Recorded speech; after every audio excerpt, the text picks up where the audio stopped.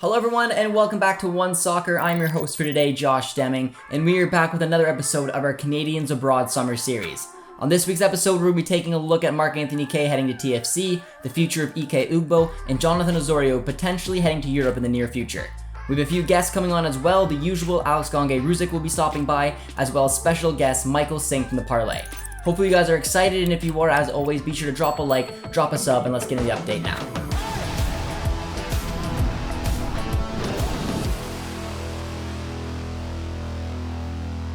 This past week, we had a blockbuster trade in the MLS which saw Marc-Anthony Kaye return home to Toronto FC. It was announced that TFC have signed Canadian men's national team star Marc-Anthony Kaye from the Colorado Rapids in exchange for young midfielder Ralph Priso, a 2023 international roster slot, a 2023 first-round MLS Super Draft pick, and general allocation money. The Rapids will receive a guaranteed $350,000 in 2022 GAM, $425,000 in 2023 GAM, and up to $275,000 in conditional 2023 or 2024 GAM based on the player's 2023 roster status. Marc-Anthony Kaye is from Toronto and he returns to his hometown club after playing 5 seasons in LAFC between 2018 and 2021 and the Colorado Rapids between 2021 and 2022. When Kaye was with LAFC, he scored 9 goals and had 18 assists in 89 appearances in all competitions. In 2019, Kaye was named to the MLS All-Star Game and played a big role in LAFC's 2019 Supporters Shield title. In 2020, he also played a big part in LAFC's run to the finals of the CONCACAF Champions League. This truly was a blockbuster trade in the MLS, and having Marc-Anthony Kaye return home where he's from had to play a big part in this move. Marc-Anthony Kaye returning to Toronto FC just comes at the perfect time for both the player and the club, in my opinion. Marc-Anthony Kaye, of course, is a central midfielder and an MLS All-Star, a Canadian international, and he just improves the quality of Toronto FC by so much. And with Lorenzo Insigne coming in, it's good timing to bring in quality pieces. At the first part of the season was just more so a rebuilding campaign transfer window, let's call it, for Bob Bradley's side. And now as we move into the second window, we're going to start to see more quality additions come into the squad. He's also signed to a 4-year deal, so it's not just about now, it's about long-term future. And with the World Cup on the horizon, especially in 2026, you get a core piece in Marc-Anthony Kaye to come home and play a central role for Toronto FC, his hometown club. Bob Bradley is going to be excited to add someone of Marc-Anthony Kaye's quality as well, as Bradley had this to say: "We are very excited to add Marc to our team. Over the past 5 seasons, Marc has established himself as one of the best two-way midfielders in the league. He's an intelligent player who likes to be around the ball, a good passer, ball winner, competitor, and teammate. We wish Ralph all the best in Colorado. He's a great young man with a bright future ahead of him." Marc-Anthony Kaye played some of his best soccer under Bob Bradley at LAFC, and now he's going to have the opportunity to rediscover that type of form with TFC. He's not going to be the only player to have the opportunity to start under Bob Bradley in the near future, as his starting 11 for TFC is going to look very different the next few weeks. Crescito has already been added to the back line, Kaye is going to be integrated into that midfield, and Insigne up front on the left, and the potential arrival of Federico Bernardeschi is going to add a lot of quality up in the front 3. Bob Bradley has played in a few different systems this season, the 3-4-2-1 as well as the 4-4-2 very recently, but with the arrival of Marc-Anthony Kaye as well as Federico Bernardeschi and Lorenzo Insigne, you have to imagine that he's potentially looking to switch to a 4-3-3. Yeah, Bob Bradley is going to be able to shift back into his preferred 4-3-3 formation. He's been playing a couple different shapes so far this year in order to get the best out of the players that were already at the club, namely Alejandro Pozuelo. But now with Pozuelo gone, you're going to see the additions that are going to come in. They're going to be players that can slot into the 4-3-3 Bob Bradley wants. And of course, with Marc-Anthony Kaye's addition, he's that destroyer in the midfield that can be box to box, comfortable with the ball at his feet, and can press really well, actually. And that's something that this team wants to start doing. It wants to start being a little bit more aggressive. He's comfortable in Bob Bradley's 4-3-3 as he's played under Bob Bradley in the past. And I think there should be no problems with Marc-Anthony Kaye slotting back into that system. A lot of TFC fans will be very excited to see Marc-Anthony Kaye make his debut. He could do it as early as midweek when TFC take on Chicago Fire, or he could do it at the weekend in an all-Canadian classic where we see TFC taking on CF Montreal. CF Montreal is the Canadian team that is thriving in the MLS this season. They currently sit 4th place in the East with a 9-2-8 record, while TFC sit in 12th place with a 5-4-10 record. With all the new arrivals at TFC, they're going to be hoping to string together some results, and they're going to have the opportunity to really show what they're made of, taking on a fellow Canadian side in CF Montreal. We're going to see players like Jonathan Osorio and potentially Mark Anthony Kaye going head-to-head against fellow Canadian national team stars Alistair Johnston and Kamal Miller in what will truly be an amazing match. On the flip side of that trade, the Colorado Rapids are picking up a very talented young CDM in Ralph Priso. Priso wasn't going to see a lot of minutes come his way with Noble Okello, Bradley, Jonathan Osorio now, as well as Mark Anthony Kaye. So this type of move for him is going to give him the opportunity to break through at a Colorado Rapids side that could use some youth to it. He's a very talented player, potential future Canadian men's national team star, and I'm excited to see what he can do in Colorado. The Canadian men's national team have set up 2 friendlies in September as part of their World Cup preparation.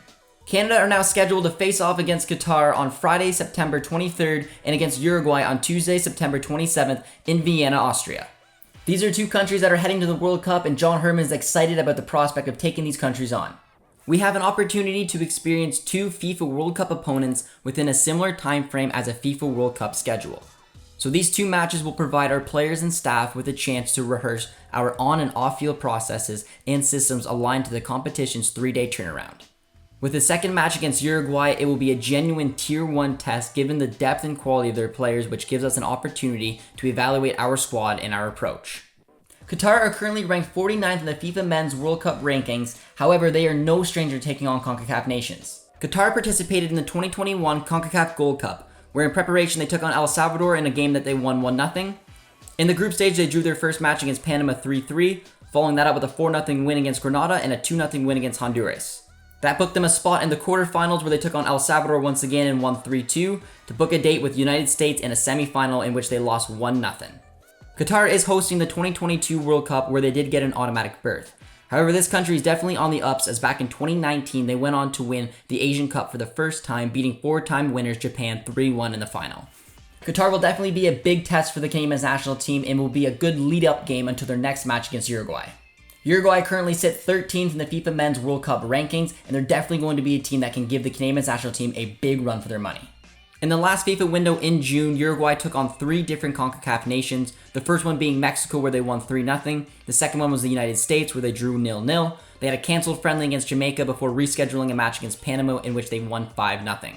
Uruguay has some big names in their squad like Federico Valverde, Luis Suarez, Edison Cavani, and Darwin Núñez.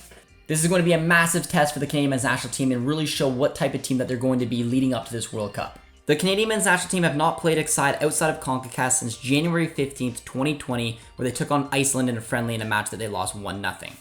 They went through a grueling CONCACAF World Cup qualifying campaign. They had a lot of impressive results, but it's really time for Canada to spread their horizons and take on a side that is outside of their region.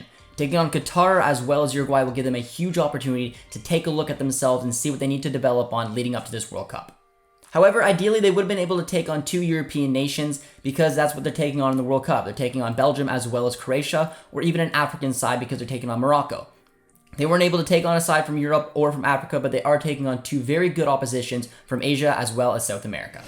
Aribim Pepple has scored 6 goals in 7 appearances so far this season for Calvary, and these type of performances are starting to attract some interest overseas in Europe.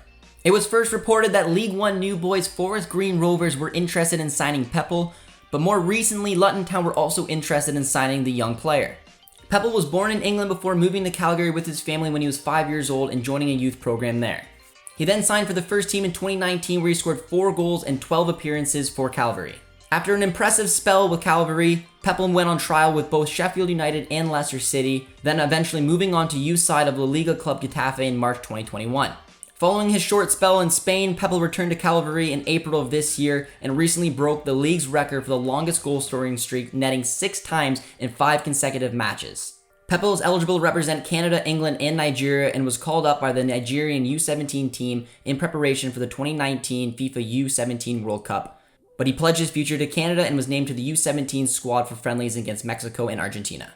It's also worth noting since Pepple was born in 2002, he wouldn't need to register for Luton Town's 25-man championship squad if an agreement was reached. If Pepple can land himself a move to the championship with Luton Town, it's a stroke of genius from both the player and the league. This is what the CPL is about. It's supposed to be giving the opportunity young Canadian players to thrive, grow, and get that type of move overseas to hopefully grow their development and aim to one day play for the Canadian men's national team. Our Canadian women's national team is currently playing in the CONCACAF Women's Championship and they're undefeated so far. Canada won their opening match in group stage against Trinidad and Tobago 6-0, following that up with a 1-0 win against Panama and finishing it off with a 2-0 win over Costa Rica to finish top of the table with a 3-0-0 record. Making it to the semifinals has unlocked one of their objectives, qualifying them for the upcoming World Cup. If they're able to win their semifinal match Thursday night against Jamaica, they will qualify for the Olympics as well.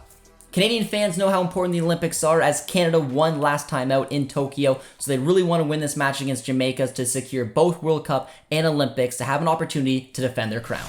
It doesn't look like Ike Ugbo will be returning to Troyes after a very successful loan spell. He helped Troyes avoid relegation. He scored 5 goals in 14 matches for a very defensive side. He's returned to his parent club Genk, but he's also been informed that he will not be joining up with them for their preseason training camp. This means that Ike Ugbo will have to find another club, and you'd have to imagine that some Ligue 1 clubs will be interested in his signature. He's shown that he can score in a top 5 league, he's shown that he can score in France, and there's going to be some teams lower in the table that are going to be looking for a good striker. His name has also been lightly linked to a move to Turkey, and as we know, Canadian men's national team stars like to shine in Turkey, so there could be a few clubs within that league that will be interested in his signature as well. Regardless, Ike Ugbo proved that he could score goals and be productive in a top 5 league, which will attract clubs, so we're just going to have to wait and see what type of project is going to interest Ike Ugbo to sign up for leading up to this World Cup in November. Vancouver Whitecaps young midfielder Damiano Pecile has signed a permanent contract with Serie B side Venezia FC. At the age of 20, Pecile is the 6th Vancouver Whitecaps Academy product to sign with a European club. While on loan last season with Venezia's Primavera side, Pecile scored 9 goals in 22 starts and 23 appearances in all competitions.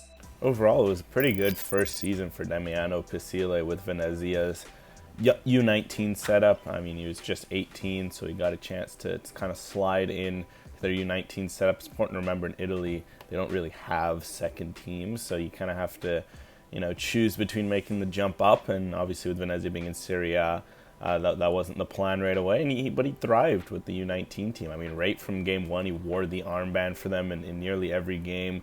I was playing as sort of a double pivot, yet he really got forward a lot. I mean, he had a game where he had a hat trick. He ended up scoring nearly a dozen goals over the year, a bunch more assists as well, and just showed that he can be a creative force from midfield.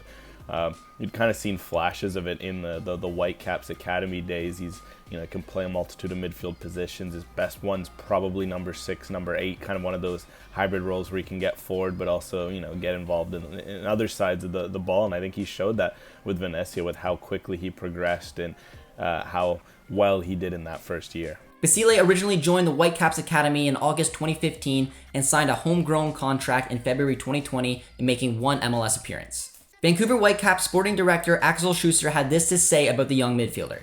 Damiano and both clubs agreed it would be best for him to continue his development in Italy after he made great strides forward with his loan to Venezia's Primavera team last season. Our agreement with Venezia also includes the potential to receive future compensation in a few years to come. We wish Damiano all the best in this next chapter of his career. After Venezia's relegation last season to Serie B, Pecile is going to be hoping to thrive and get in with that first team and potentially get a few starts this upcoming season. Through that first year with Venezia, I think things are set up quite nicely for Damiano Pecile. I mean, aged out of the U19 setup, you did wonder what was going to happen with him when his loan ended. I mean, he came back and trained with the Whitecaps actually for a bit as they sorted things out. But I think it's encouraging that he's heading to Venezia. Obviously, they got relegated, which isn't ideal.